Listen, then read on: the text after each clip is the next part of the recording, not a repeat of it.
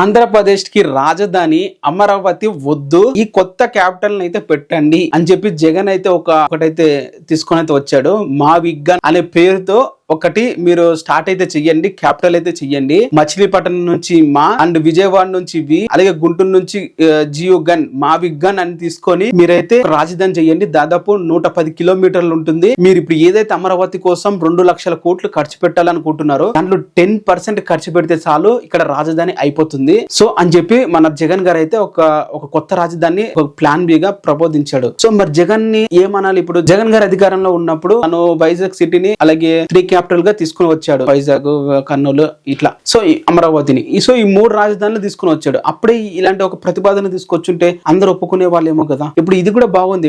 3 జిల్లాలను కలుపుతూ ఒక క్యాపిటల్ చేయడం అనేది కూడా అభివృద్ధికి ముందుకు తీసుకెళ్లేదే. ఎందుకంటే అమరావతి అనేది ఒక మంచి ల్యాండ్, గవర్నమెంట్ ల్యాండ్ కూడా కాకుండా పేదల దగ్గర నుంచి తీసుకున్న ల్యాండ్ లో వాళ్ళ భూములు తీసుకుని వాళ్ళ దగ్గర నుంచి డబ్బులు తీసుకుని వాళ్ళకి మళ్ళీ రాజధాని అయిపోయిన తర్వాత దాంట్లో షేర్ ఇచ్చేసి అంతగా ఎందుకు ఖర్చు పెట్టాలి? ఏదైతే ఖాళీగా ఉన్న భూములు ఉన్నాయో ఈ 110 కిలోమీటర్లు ఇక్కడ కట్టొచ్చు కదా అని జగన్ మాటల్ని మీరేమనుకుంటున్నారు? మరి దీన్ని కన్సిడర్ లో తీసుకుంటే బాగుంటుంది అంటారా? కామెంట్ చేయండి.